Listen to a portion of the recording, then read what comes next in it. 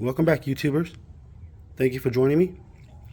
And today I'm working on a 2020 Toyota Camry. This is the 2.4 liter, the A25A FKS. First thing you want to do, jack up and support the vehicle like so. Then remove the lug nuts. On this car, particular model, they're 21 millimeter to 1. I have already loosened them.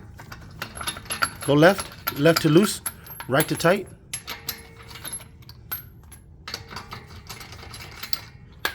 Pull off your tire, like so.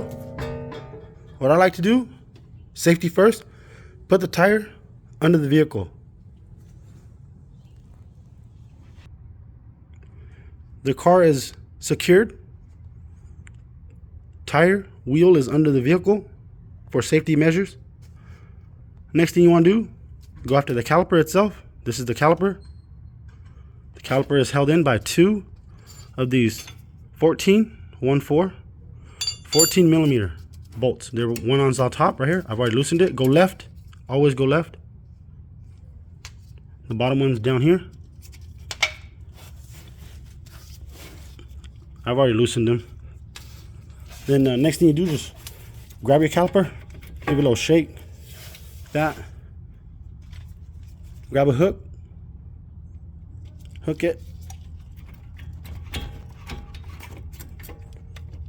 get it out of the way, hang it somewhere, right there. Just hang it like that. The next thing you want to do, pull off your brakes. Pay attention.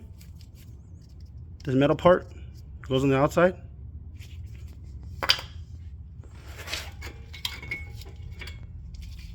This metal part also goes on the outside, but it goes on top. They go on top. I like to lay it down like this. So when I put it back up, they go like that. So this side stays on this side. That side stays on that side. We're gonna go after the rotor next. We're lucky, this rotor's already loose. It's not rusted on there. In order to remove the rotor, we have to remove the caliper bracket. This is the caliper bracket itself. In the back here, there's one here and one there. They're held in by 17 millimeter. 17. Go left, okay? I've already loosened it. That's left.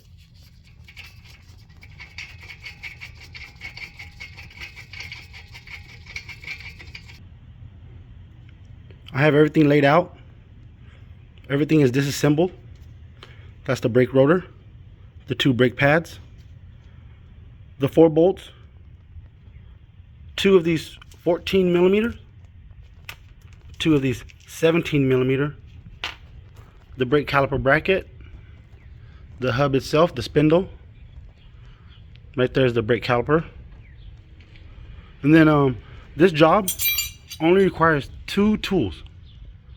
I only use 2 tools for this job. 14 millimeter and a 17 millimeter wrench. That's it. Now I'm going to show you guys how to assemble everything back together.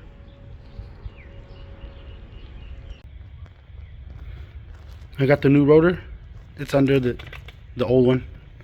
I got the new brake pads. It's under the old one. The reason why I do this is because I compare before I take it out of the bag. So I did not open it yet. I just laid it on top just to compare. Just like so. There's the new rotor. And yes, it is the same size. It's very important that you get the right size, because when I was looking these rotors up for the customers, they did offer 2 different sizes. So pay attention. This is the 4-cylinder. This is the part number. I got it from the auto store.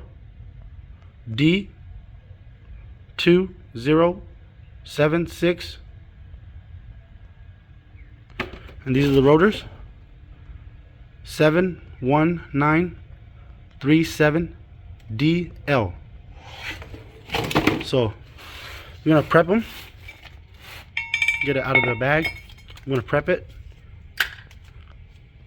And I'm gonna prep the mating surface. I'm gonna put some anti-seize on here. Then I'm gonna clean the rotor with the brake clean. I always clean the rotors with brake clean because it comes with this shipping film. Not the plastic, it comes with shipping grease. They oil it so it doesn't rust when it sits in the warehouse or when it's shipping over wherever it has to go. And I always clean it. Word of advice, always clean it. If you don't, you will ruin this rotor and you just wasted the customer's money. I've seen it before. Please clean it. Word of advice, clean it. After you clean it, then you install it. But do not skip this step, please. Clean the rotor. I'll show you guys.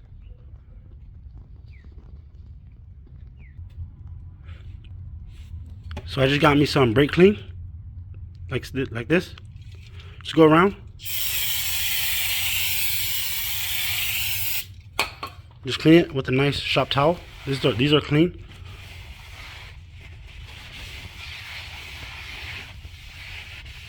I like to do like a few times.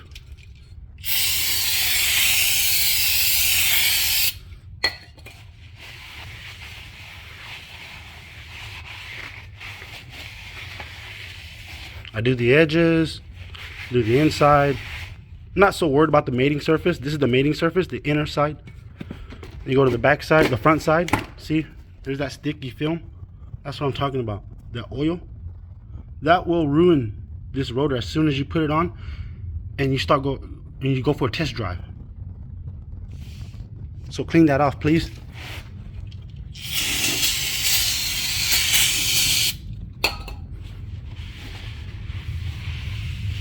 Do it a few times.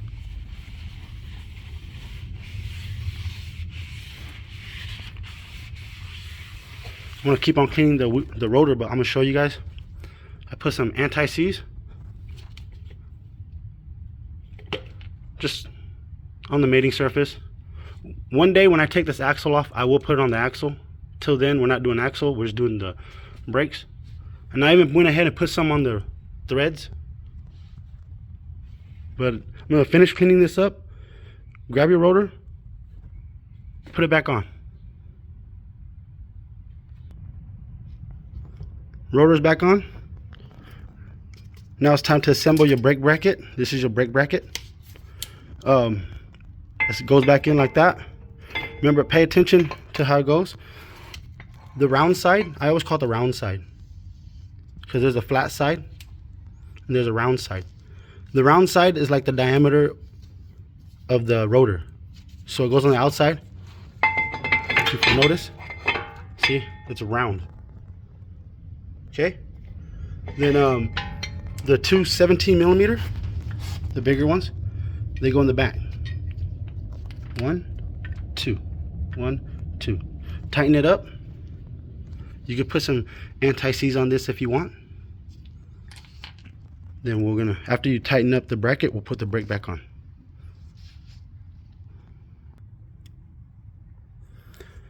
These are the new pads. Those are the old pads. I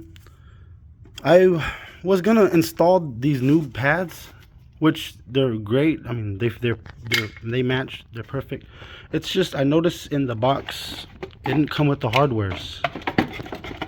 I'm gonna have to probably turn these and get a new box with hardware. But these are the hardwares. I always use new hardwares. Yeah. So I have to, yeah, some people can say you can reuse them. It's up to you. I always use new ones because, you know, customers pay for it, use it. But I'm gonna go back and get a new box because I do want the hardwares. So what you do is it goes in here, this slot right there. Okay, put it in. Just pay attention how it goes.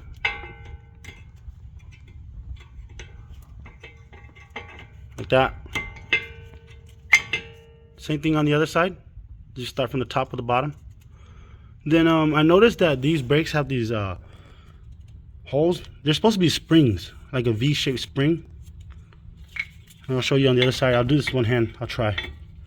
Can't really see, but I'll try. There, see? You can do this with one hand. And I could barely see back there. Okay? This is the correct rotor size. Just want to show you guys. Pay attention. There's supposed to be a V-shaped spring that goes here and here. But like I said, I'm gonna return these brake pads and get the hardware.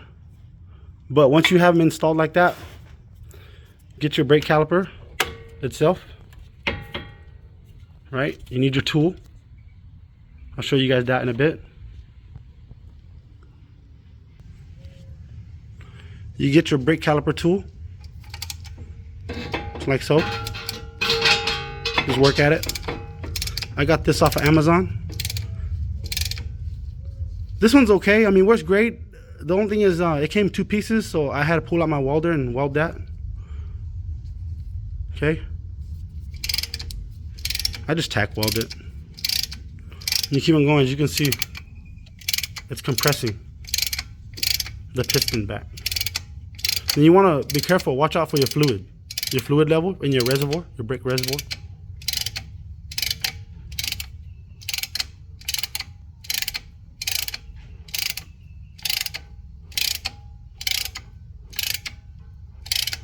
There, it's backed all the way. And it'll come out like that. This tool right here. I bought this tool because some cars require this tool, because some cars have 2 pistons. You only have 1. So the piston is pushed in all the way. The rubber, I went a little too deep. It'll be okay. You can push it back like so, like how I'm doing it. See, which I will do that. Don't use a pick. Be careful. You're gonna damage this boot. Do not damage the boot. But yes, you can push it back. But I'm gonna clean it up with some brake clean, like this. You know, I'm gonna hold it away from the rotor because the rotor's clean. So I'm gonna hold it to the side like this and then spray it. But then the caliper goes back on there like so, right? Then you get your 2 14 millimeters, 14. They go in the back, tighten it up, put your wheel back on, 19 millimeter, tighten up the lug nuts in star formation. Always go in star formation. Do the other side the same way. Lower your car down. Then you are done. You just did your brakes on your newer 2020 Toyota Camry. Thanks, guys. I appreciate it. You guys have a great day. Rule number 1, always be safe.